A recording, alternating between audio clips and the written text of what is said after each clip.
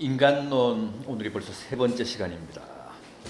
지난주에는 인간은 하나님의 형상이다, 이마고 데이에 관해서 공부했습니다. 오늘은 인간은 죄인이다라는 명제입니다. 인간은 죄인이다, 맞습니까?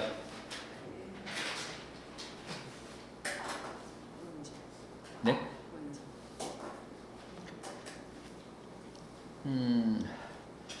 우리 기독교 인간학에서는 이 명제가 참 중요하잖아요. 인간이 죄인이라는 규정, 인간이 죄인이라는 명제가 대단히 중요한데, 사실은 이 규정 때문에, 이 명제 때문에 기독교가 필요한 거잖아요. 기독교 신앙이 요구되는 건데, 안 믿는 사람들은 우리 교회에서 말하는, 기독교에서 말하는 이 인간은 죄인이라는 명제를 가장 거북해하죠. 불쾌하게 생각하는 사람들도 적지 않습니다. 내가 왜 죄인이냐? 인간을 죄인이라고 자꾸만 규정을 하고 얘기하기 때문에 기독교 신앙을 갖고 싶지 않다는 사람까지도 있습니다. 기분 나쁘다는 거죠. 내가 무슨 살인을 저질렀느냐, 내가 무슨 절도를 했느냐, 나름대로 열심히 살고 선하게 살아왔는데 자꾸만 죄인이라고 그러니까 그게 듣기 싫다는 거예요. 의외로 그런 분들이 적지 않습니다. 그런데 우리는 다 인간은 죄인이다, 이제 그런 그 성서의 규정을 긍정을 할 뿐만 아니라 다 그렇다고 믿는 사람들입니다. 그래서 구원이 필요하기 때문에 기독교 신앙을 지금 우리가 신봉을 하고 있습니다.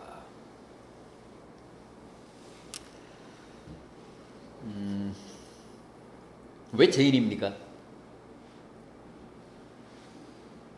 우리가 왜 죄인일까요? 네, 공부 잘하셨습니다. 네. 우리는 숙명적으로, 운명적으로 태어날 때부터 이미 죄인이잖아요. 그 조상으로부터 물려받은 원죄의 유전인자를 가지고 태어납니다. 원죄의 DNA를 가지고 태어납니다.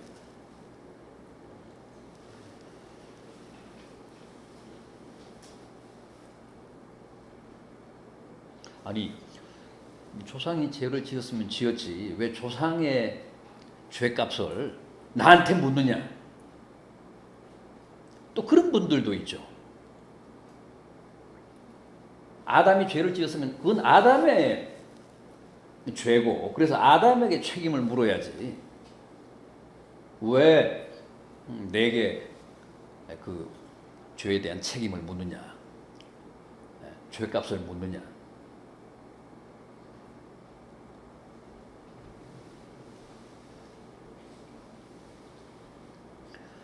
사실 인류의 이제 원조가 아담이잖아요. 아담과 하와잖아요.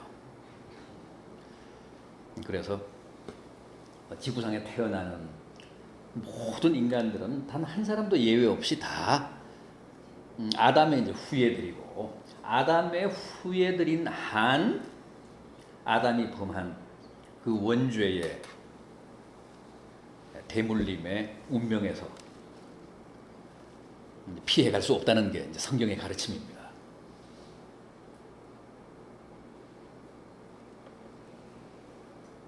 생물학적인 유전도 있잖아요.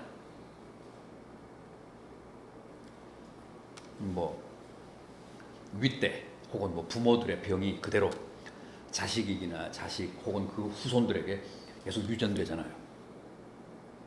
심지어는 정신세계, 정서까지도. 그래서 항상 가족력 같은 거 묻고 그러잖아요, 병원 가면.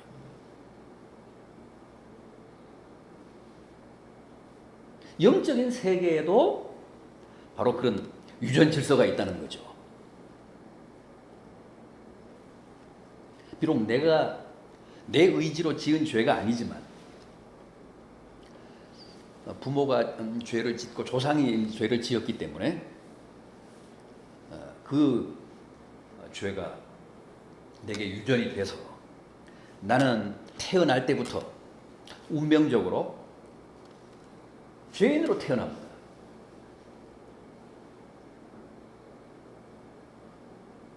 태어날 때는 백지 같은 의인으로 태어나서 이제 사람이 이렇게 성장하면서 또 사회생활하면서 죄를 지음으로 죄인이 되는 게 아니라 죄인으로 태어나는 겁니다. 뭐 개인적으로는 억울하게 생각하실 분도 뭐 있을지 모르지만은 그게 어쨌든 그 질서입니다.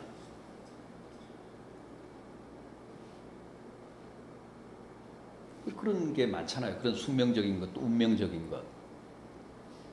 나는 뭐 여러 성씨 가운데 내가 조가를 택한 게 아니잖아요. 우리의 선조가 조가였기 때문에 나는 태어날 때부터 성씨를 가지고 태어난 거예요. 선택의 여지 없이 조가로 태어났습니다. 그러니까 우리는 다 우리의 선조인, 우리의 시조인 아담이 죄씨여서 태어날 때부터 다 죄씨로 태어난 거예요. 그게 소위 이제 유전적인 죄인, 숙명적인 죄인, 원죄라는 거예요. 원죄의 질서에서 누구도 벗어날 수 없다는 거죠. 모든 인류가 다 죄씨야. 다 원죄의 숙명을 뒤집어 쓰고 태어나는 거예요. 그래서 우리는 태어난 뒤에도 불가항력적으로 죄를 지으며 살아요. 그게 무슨 죄라고요? 자범죄라고 그러잖아요. 자범죄. 스스로 범하는 죄, 자기가 범하는 죄. 원죄는 유전되는 죄. 자범죄는 자기가 이 세상에 태어나서 범하는 죄. 그건 우리가 자기의 의지를 뭐 발동해서 죄를 짓는다고 그러지만 그것도 원죄를 가지고 태어나는 죄인이기 때문에 피할 수 없이 스스로도 죄를 짓는 거예요. 그러니까 가차 없어요. 우리는 꼼짝 없어요. 누구도 죄인이 아니라고 부정할 수가 없어요. 이미 태어날 때부터 숙명적으로 운명적으로 원죄를 뒤집어 쓰고 태어나고 태어난 이후에도 원죄를 쓰고 태어났기 때문에 불가항력적으로 스스로 자기 의지로 죄를 지으며 살고, 그러니까 원죄와 자범죄는 불가분의 관계에 있어 이게 맞물려 있어요.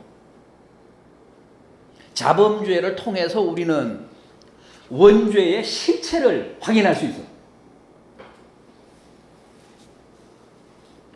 또 원죄를 쓰고 태어나기 때문에 피할 수 없이 자범죄를 범할 수밖에 없어요. 그런 의미에서 원죄도 자범죄도 다 숙명적이에요. 운명적이에요. 아담의 후손인 한, 후예인 한 피할 수 없는 치명적인 멍해예요.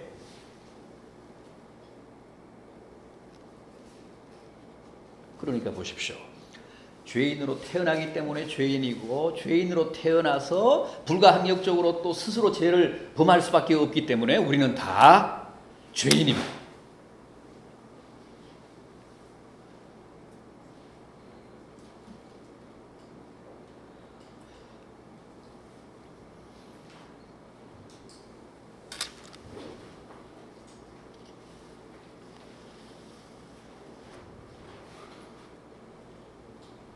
자, 그렇다면 죄가 왜 무섭습니까?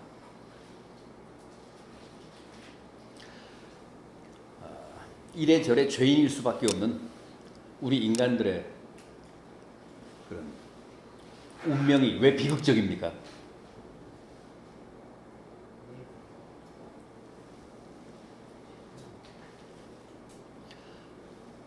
우리는 다 죄인으로 태어나기 때문에, 죄인으로 살아가기 때문에 불행하잖아요.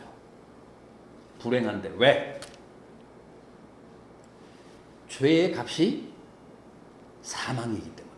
멸망이기 때문에. 우리가 죄인으로 태어났고 살아가면서 죄를 범한다면 반드시 그 죄값을 치러야 되는데, 하나님 앞에서 우리의 죄를 정산해야 되는데, 그 대가가 치명적이라는 거야. 죽음이라는 거죠. 사망이라는 거죠. 그랬잖아요. 하나님이 아담과 하와에게 이 선악과를 범하는 날에는 정령 죽으리라 그랬잖아요. 죄를 범하면, 금단의 열매를 따먹으면 죽음으로써 그 대가를 치러야 된다고 선언을 하셨어요.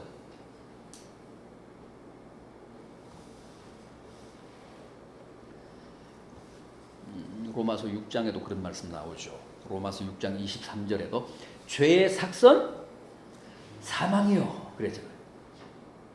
죄의 삭선 사망이요.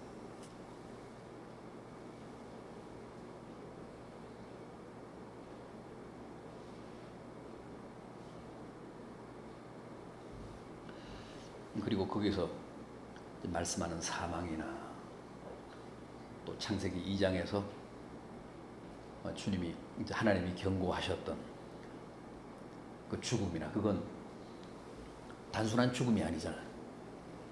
생물학적인 혹은 뭐 육체적인 죽음이 아니잖아요. 그건 영원한 멸망을 뜻하거든요. 하나님과의 단절을 뜻하는 거예요.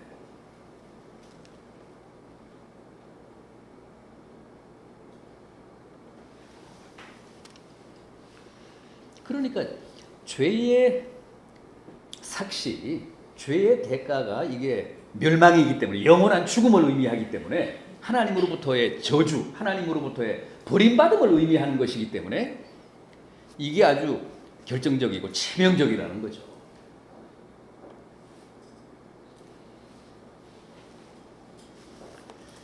그런데 로마서 3장을 보면, 로마서 3장 10절을 보면, 죄 짓지 않은 의인은 이 세상에서 한 사람도 없다고 했죠. 의인은 없나니 한 사람도 없다.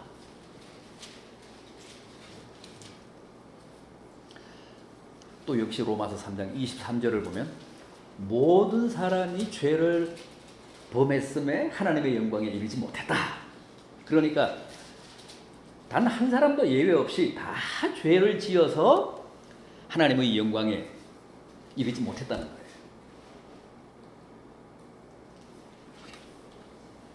거예요. 이럴 수밖에 없죠. 아까도 말씀을 드렸듯이 전 인류는 다 아담의 후예인데, 아담의 후예이기 때문에 다 원죄를 가지고 태어났는데, 원죄를 가지고 태어났기 때문에 살아가면서도 끊임없이 자범죄를 범하는데, 어떻게 의인이 있을 수가 있겠어요? 한 사람의 의인도 뭐 나올 수가 없죠.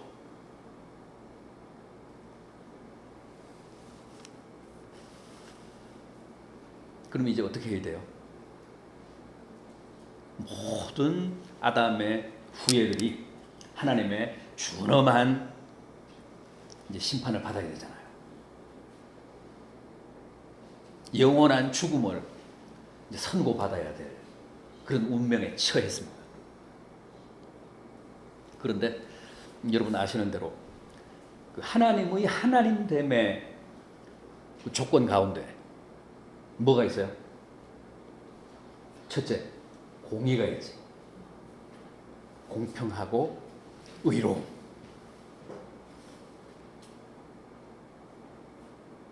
하나님을 형성하는 그 본질 가운데 우리가 으뜸으로 제일 먼저 꼽는 게 공의잖아.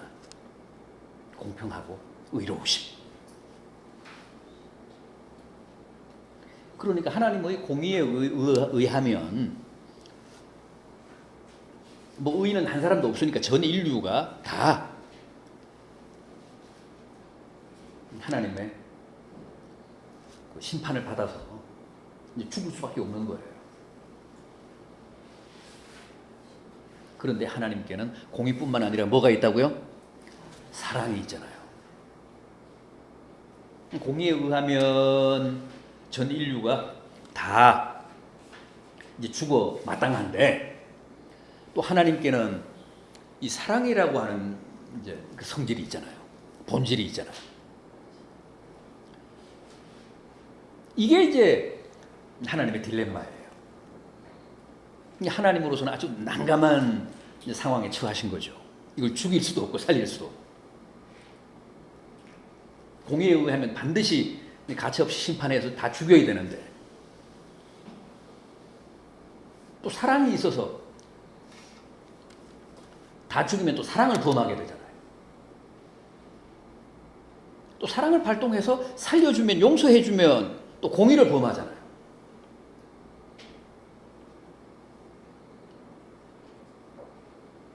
거기에서 뭐가 나왔다고요? 거기에서 기발한 무슨 발상이 나왔다고요? 십자가가 나왔다. 십자가라는 해법이 거기서 나온 거예요. 그 하나님의 딜레마에서 나온 거예요. 기본적으로 여러분이 그것만 알고 계시면, 하나님은 공의로우신 분, 그 다음에 하나님은 사랑의 하나님 뿐만 아니라 하나님은 또 지혜의 하나님입니다. 그 하나님의 지혜에서 바로 십자가가 책상이 된 거예요. 십자가가 뭐예요? 하나님의 공의와 하나님의 사랑을 일거에 해결하는, 다 관철하고 성취하는,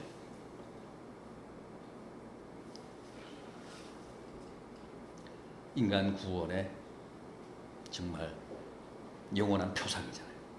십자가.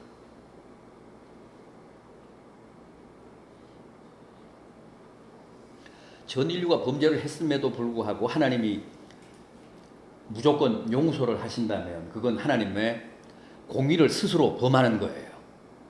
하나님의 하나님됨을 스스로 포기하는 거예요. 그건 있을 수가 없어요. 그렇다고 공의로 모든 인류를 다 심판해서 죽이면 사랑을 범해요. 사랑을 범한다는 것도 역시 하나님의 하나님됨을 스스로 범하는 거예요. 이 공의와 사랑이라고 하는 이질적인 두 가지 본질, 속성을 십자가를 통해서 다 관철을 하신 거죠. 십자가가 뭐죠? 주님 한 분을 죽였잖아요. 주님 한 분을 심판하셨습니다.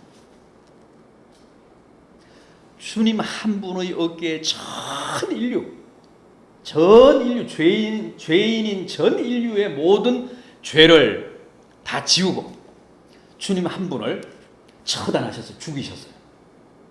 그럼으로써 뭐를 관철하셨어요? 뭐를 이루셨다고요? 전 인류의 죄에 대한 하나님의 공의를 성취하셨어요. 그리고 주님 한 분을 죽임으로써 전 인류를 다 살리셨잖아요. 뭘 관철하셨다고요? 사랑을 관철하셨어요.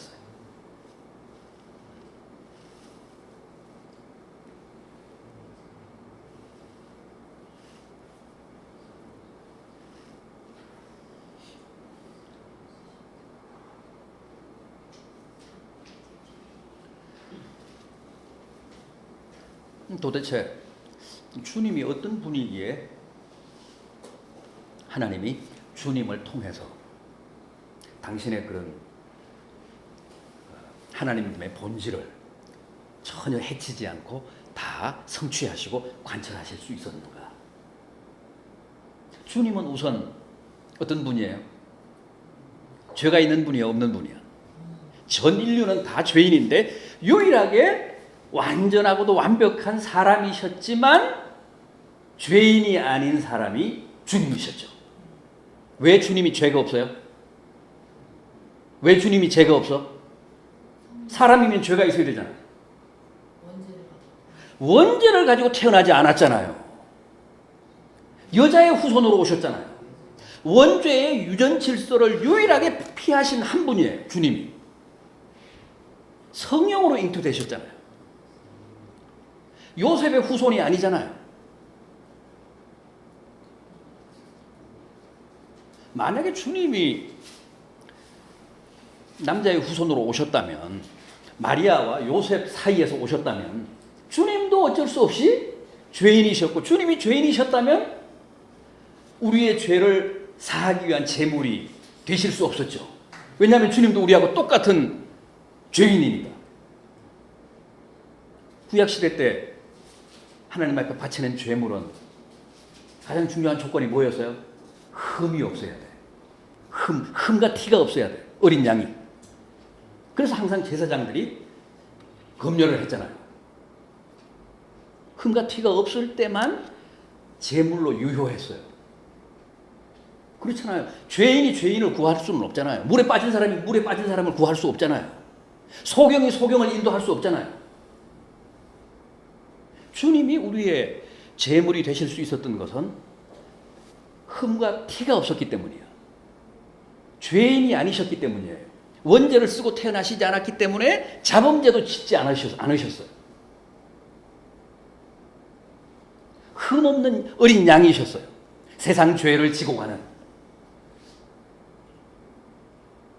그래서 주님이 나타나셨을 때 요단강가에서 세례 요한이 보라, 세상 죄를 지고 가는 하나님의 어린 양이다.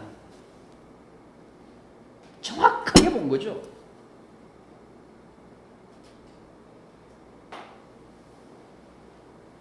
그 다음에 어떻게 주님 한 분이 전 인류의 죄를 대속하실 수 있었는가? 왜 그랬다고요? 주님 한 분의 가치 때문에. 하나님의 독생자시잖아요. 한번 상식적으로 생각을 해보세요. 전 인류와 이 우주를 다 준다면 하나님이 당신의 독생자인 예수 그리스도와 바꿀 수 있을까요? 없을까요? 하나님께는 예수 그리스도가 유일한 아들이에요. 이 세상을 다 준다고 해도, 전 인류를 다 준다고 해도 하나님은 절대 못 바꾸어요. 그만큼 가치 있는 분이야. 그래서 주님의 피는 뭐라고요? 그냥 피가 아니고 보배로운 피야. 그냥 허투루 들으시면 안 돼요. 보혈. 값진 피이기 때문에 주님의 그 한 분의 피로도 과거와 현재와 미래의 모든 인류의 죄값을 치르고도 남아요? 모자라요? 남아요. 남는다. 그게 무슨 뜻이죠? 그게 부활이야. 그게 부활이야. 주님은 당신이 죽어서 우리의 죄값을 다 치르고도 남았어요. 그 생명의 값이. 그 생명이 아직도 남았다고. 그래서 부활하신 거예요. 그러니까 부활을 보고 우리는 우리의 대속을, 우리의 속죄를 확신해야 돼요. 우리의 구원의 물증이 주님의 부활이야. 주님의 부활이 소중한 이유가 바로 그거예요. 주님이 3일 동안 죽어 계심으로써 우리의 모든 죄값을 다 치르고 남았다는 게 부활을 통해서 확인이 돼야 돼요.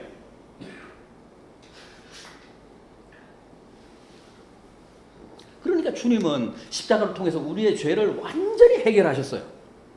우리에게 그 확신이 있어야 돼요.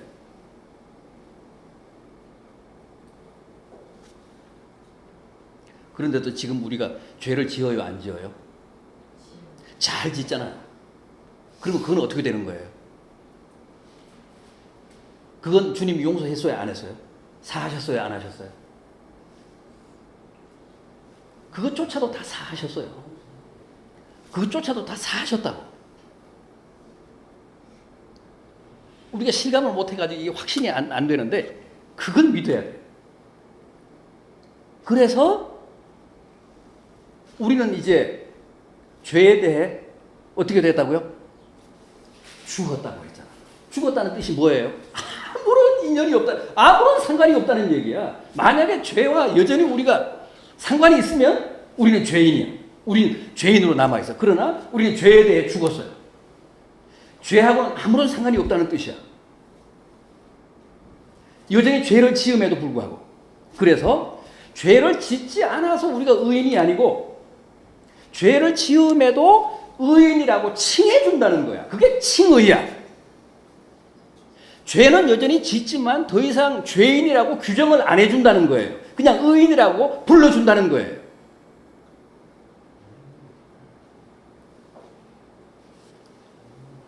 그래서 은혜야. 그래서 감사한 거예요. 이제는 우리를 정죄할 법이 있다고 했어요? 없다고 했어요? 이제는 우리를 더 이상 정죄할 법이 없다고 했잖아. 우리는 죄를 짓지만 죄 짓는 우리에 대해 정죄할 법이 있어야 우리가 죄인이 되는데 법이 없어요. 그게 로마서 8장 1절이야. 그 사실을 바울이 사도가 된 한참 뒤에 깨닫고 감격한 거예요. 그 전까지만 해도 너무너무 괴로웠었는데.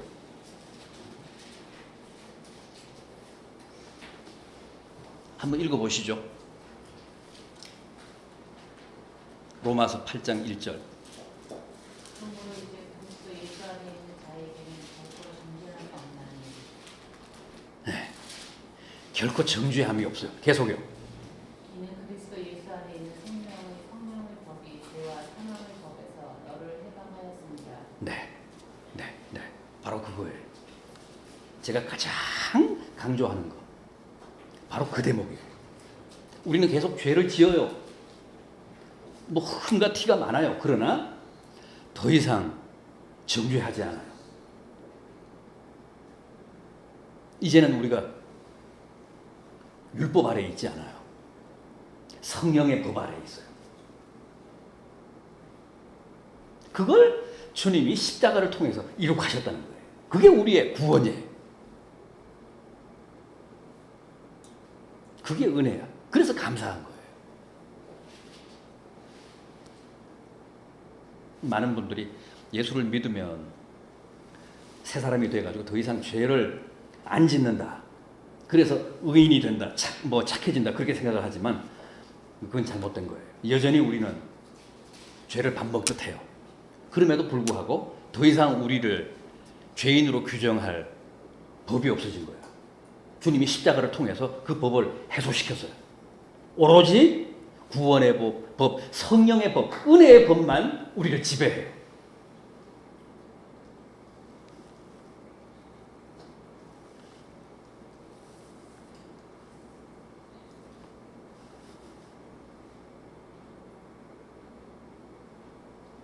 그러니까 인간이 죄인이라는 규정은 우리 기독교의 시작이에요. 결국은 이 명제가 주님의 십자가를 부르고 또 주님의 십자가를 통해서 우리가 죄로부터 근본적으로 그리고 영원히 구원받았어요. 죄에 대해 우리는 죽었어요. 죄와는 더 이상 인연이 없어졌어요. 죄를 안 지어서가 아니라 죄를 지음에도 불구하고 의인이라고만 칭해 주신다는 거예요. 우리가 여전히 죄인이면 천국 못 가요. 죄인이면 우리가 그 죄값을 치러야 돼요. 그 죄값은 영원한 죽음이에요.